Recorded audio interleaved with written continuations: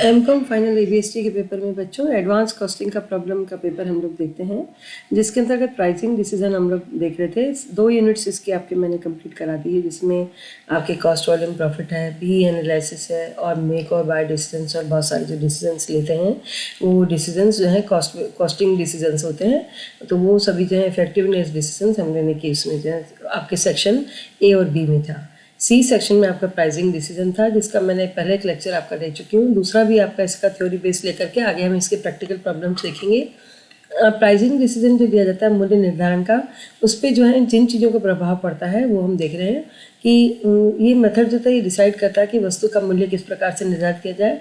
तो ये generally manufacturing और प्रोडक्शन यूनिट्स जो होती हैं वो यूज़ करती हैं, और ये जो तरीका ईजीएस्ट वे है, it is the easiest way to calculate what a product should be priced. This appear in 2 forms, full cost pricing हो सकती है, डायरेक्ट कॉस्ट प्राइसिंग हो सकती है। फुल कॉस्ट प्राइसिंग में जो है बोथ वेरिएबल और फिक्स्ड कॉस्ट को कंसीडर किया जाता है।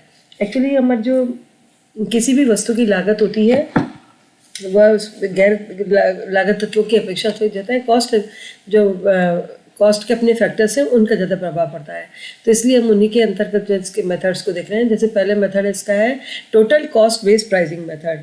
इसके अंतर्गत क्या होता है, सर्वप्रथम वस्तु की लागत निर्धारित की जाती है और उसमें कुल लागत में अपनी वेरिएबल कॉस्ट को, फिक्स कॉस्ट को, उसकी administrative, factory overhead, selling overhead सभी को जो है लेकर के कुल कॉस्ट का निर्धारण किया जाता है। इस कुल लागत में जो है अगर अपन प्रॉफिट एक निश्चित राशि से जोड़ते हैं तो उससे जो है उसका सेलिंग प्राइस ज्ञात हो जाती है, और लाभ की रकम कुल लागत के एक निश्चित प्रतिशत के आधार पर ही अपन ज्ञात कर सकते हैं। परंतु कई बार क्या होता है कि लाभ जो है विक्रय मूल्य पर एक निश्चित प्रतिशत के रूप में होता है, तो उसे अर्जित करने की लागत पर लाभ का क्या प्रतिशत होगा ये भी ज्ञात करते हैं। तो टोटल कॉस्ट पर आधारित मूल्य निर्धारण विधि में नए उत्पादों को बाजार में प्रस्तुत करना, उनकी प्रतिस्पर्धा, मूल्य के मांग पर प्रभाव पड़ना आदि का जो है दशाओं का प्रभाव पड़ता है। तो इसके क्वेश्चंस इसमें दे रखे हैं, हम उनको प्रैक्टिकली क्वेश्चन है आपकी ये वाली जो है इसमें अपन जो है बुक देख रहे हैं।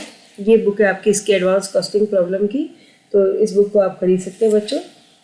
ओसवाल मंगल विदावत की बुक है, ये रमेश बुक डिपो से है।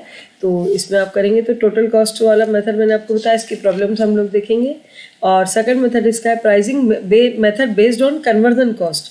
तो कन्वर्जन कॉस्ट को हिंदी में अपन कहते हैं रूपांतर लागत। तो रूपांतर लागत की गणना करने के लिए वस्तु की श्रम लागत तथा कारखाना उपयोग को जोड़ा जाता है ना। आप उसकी डायरेक्ट लेबर कॉस्ट और फैक्ट्री ओवरहेड को जोड़ते हैं, और यानी कि कारखाना लागत में से सामग्री की लागत घटाने पर अपनी जो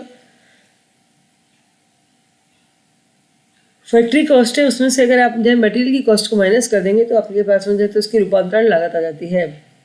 जैसे मान लीजिए कि एक निर्माणी संस्थान है और उसके द्वारा स्टील और चांदी के बर्तन जो है बनाए जा रहे हैं। अब दोनों प्रकार के बर्तनों की रूपांतरण लागत समान हो सकती है, परंतु मूल्य निर्धारण की रूपांतरण लागत यदि इस तर्क पर आधारित है कि यदि सामग्री और कोई स्वयं कोई लाभ अर्जित नहीं करती है तो लाभों को केवल प्रदत्त सेवा में ही संबंधित समझा जाए, क्योंकि सामग्री से तो किसी प्रकार का प्रत्यय निकलता नहीं है। परंतु कीमती सामग्री दशा में अधिक कार्यशील पूंजी की आवश्यकता होती है, तो सामग्री का भी एक निश्चित प्रतिशत लाभ के जो है कम दरों का जो है पर लगाना उपयुक्त होता है। तो इसके अंतर्गत लागत व्यक्त करने से लागत नियंत्रण में काफ़ी जो है स्वतंत्रता सहायता मिलती है। कई उद्योगों से जो सामग्री के मूल्यों में लगातार परिवर्तन होते रहते हैं, इससे लागत में वृद्धि होती है और अनकंट्रोलेबल प्रगति की लागत हो जाती है। ऐसी स्थिति में प्रति की लागत में वृद्धि हो जाती है तो उत्पादन लागत जो है सामग्री में जो है वह परिवर्तन की आड़ में कार्यकुशलता की कमी को छुपा लेता है। रूपांतरण लागत निकाल कर तय कर सकते हैं कि लागत वृद्धि के इनके कारण क्या थे। तो कन्वर्जन कॉस्ट बराबर cost of production minus cost of material को माइनस कर दें, कि मटेरियल बच्चों पैसिव फैक्टर है, तो मटेरियल की कॉस्ट का कोई मीनिंग नहीं है, तो इसलिए उसको हम माइनस कर देते हैं। और इस तरह से फिर वैल्यू एडेड कॉस्ट निकालते हैं, sales minus cost of material used, और वैल्यू टू एडेड कॉस्ट होता है कन्वर्जन कॉस्ट प्लस प्रॉफिट होता है। तो इसी में इसके आगे वाले मेथड समझेंगे। फिलहाल मैंने यहाँ पे सारे मेथड्स के नाम आपको दिए हैं। पहला मेथड देखा हमने, दूसरा देखा कन्वर्जन वाला, और मार्जिनल कॉस्ट वाला तीसरा वाला मेथड जो है वो हम कल स्टार्ट करेंगे, क्योंकि इसमें मैं आपको ये बताऊंगी कि मार्जिनल कॉस्ट क्या होती है, उसको डिटेल में हम वहाँ पर समझेंगे। बाकी उसके बाद अगले मेथड्स के नाम आपने देखिए, pricing method based on BP हो गया, और कॉस्ट स्टैंडर्ड कॉस्ट के बेसिस पे हो गया। स्टैंडर्ड कॉस्ट आप समझती है, बीपी भी समझते हैं, मैंने आपको शॉर्ट में पहले बताया है। और इवन मैंने इसके आपने जो 2 यूनिट्स देखी हैं। ब्रेक इवन पॉइंट वो होता है बच्चों जहाँ पर जाकर के कि नो लॉस नो प्रॉफिट होता है।